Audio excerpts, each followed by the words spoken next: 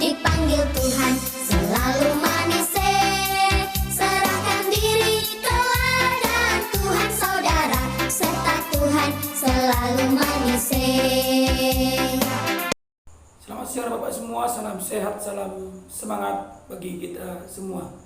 Kembali berjumpa dengan Bapak dalam pembelajaran pendidikan agama Kristen dan budi pekerti untuk kelas 4 SD swasta Sultan Agung. Sebelum kita mulai, kita berdoa. Ajari kami ya Tuhan untuk mengerti firman Tuhan yang akan disampaikan Bapak Guru kepada kami. Amin. Adapun topik pelajaran kita Bapak semua pada siang hari ini adalah Allah menyertai hidup orang yang percaya kepadanya. Dengan tujuan pembelajaran yang pertama, siswa mampu mengetahui bahwa Allah akan menyertai hidup setiap orang yang percaya kepadanya. Yang kedua, bahwa Allah tidak akan meninggalkan setiap anak-anak yang percaya kepadanya. Teman-teman Bapak semua, pada saat ini Bapak akan menceritakan atau membagikan tentang cerita Yusuf. Bagaimana Allah memberkati Yusuf menjadi seorang penguasa di Mesir. Anak Bapak semua, di Kanaan Bapak Yakub mempunyai 12 anak laki-laki. Anak yang ke-11 bernama Yusuf. Yusuf berumur 17 tahun. Yusuf mempunyai seorang ibu yang bernama Rahel. Rahel adalah ibu dari Yusuf. Bapak Yakub lebih sayang kepada Yusuf, karena itu Bapak Yakub memberi Yusuf sebuah jubah yang maha indah. Hal ini membuat saudara-saudara Yusuf merasa iri hati dan benci kepada Yusuf atas perlakuan Yakub kepada adiknya yang bernama Yusuf. Dan akhirnya mereka melemparkan Yusuf ke dalam sumur yang kering dengan harapan Yusuf celaka, terluka, bahkan ia mati. Saudara-saudara Yusuf menjual Yusuf kepada pedagang Midian untuk dijadikan sebagai budak di tanah Midian.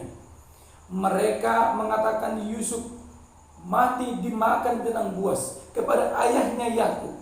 Lalu bapak Yakub menangis. Setelah itu pedagang Midian itu menjual Yusuf kepada Potifar, yaitu pengawal Raja Firaun di Mesir. Di sana dia dijual kepada Potifar. Yusuf bekerja di rumah Potifar dengan rajin dan jujur. Dia tetap menunjukkan bagaimana ia adalah anak yang jujur dan anak yang rajin. Suatu hari istri Potifar mengajak Yusuf berbuat jahat, tetapi karena Yusuf adalah anak yang jujur dan taat kepada Tuhan, ia menolaknya. Karena itu Yusuf dimasukkan ke dalam penjara. Potifar memfitnah Yusuf. Di dalam penjara Yusuf tidak menjadi orang yang tidak percaya kepada Tuhan. Dia tidak percaya kepada Tuhan dan selalu taat kepada Tuhan. Pada pagi hari, Raja Firaun mengumpulkan semua orang-orang ahli untuk mengartikan mimpinya, tetapi mereka tidak dapat mengartikan mimpi Raja Firaun. Kemudian Raja Firaun bermimpi lagi melihat ada 7 bulir gandum yang kurus memakan 7 bulir gandum yang gemuk. Lalu datanglah Yusuf menghadap Raja Firaun, dan Raja Firaun pun menceritakan mimpinya kepada Yusuf untuk diartikan Yusuf. Akhirnya Raja Firaun menjadi senang karena Yusuf adalah orang yang bijaksana dan dipenuhi Roh Allah, karena ia mampu mengartikan mimpi Yusuf atau mimpi Raja Firaun. Raja Firaun memilih Yusuf untuk menjadi seorang penguasa atau raja di tanah Mesir karena ia mampu. Bahwa semua dari cerita Yusuf ini ada beberapa kesimpulan yang perlu kita teladani. Yang pertama adalah bahwa Allah akan senantiasa menyertai setiap hidup orang yang percaya dan taat kepada perintahnya. Sama seperti Yusuf, bagaimana ia diperlakukan secara tidak adil oleh saudara-saudaranya, dan dia difitnah oleh istri Potifar bahkan sampai masuk ke dalam penjara.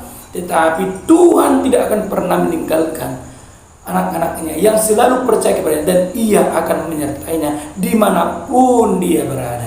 Yang kedua adalah upah dari orang-orang yang percaya kepada Tuhan. Ia akan memperoleh berkat yang luar biasa di dalam hidupnya. Kita lihat Bapak semua, bagaimana berkat kesabaran Yusuf, ketekunan dan kerajinannya, ia menjadi seorang penguasa di bangsa Mesir. Sama seperti kita menjadi seorang presiden di bangsa Indonesia. Ya Bapak semua, Bapak akan memberikan tugas kepadamu nanti.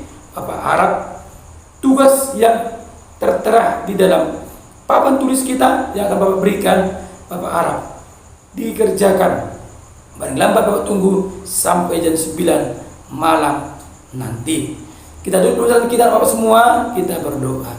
Ajari kami ya Tuhan untuk meneladani sikap Yusuf yang selalu setia, percaya, rajin dan sabar di dalam hidupnya. Amin. Bapak semua, demikian perjalanan kita pada siang hari ini. Sampai berjumpa kembali di perjalanan selanjutnya di minggu yang akan datang. Tetap semangat mendengarkan dan melakukan firman Tuhan. Tuhan memberkati kita. Shalom. Ayo kerja buat Tuhan, sungguh senang-senangnya. Senang-senangnya dipanggil Tuhan, selalu manis. Serahkan diri ke ladang Tuhan saudara, serta Tuhan selalu manis.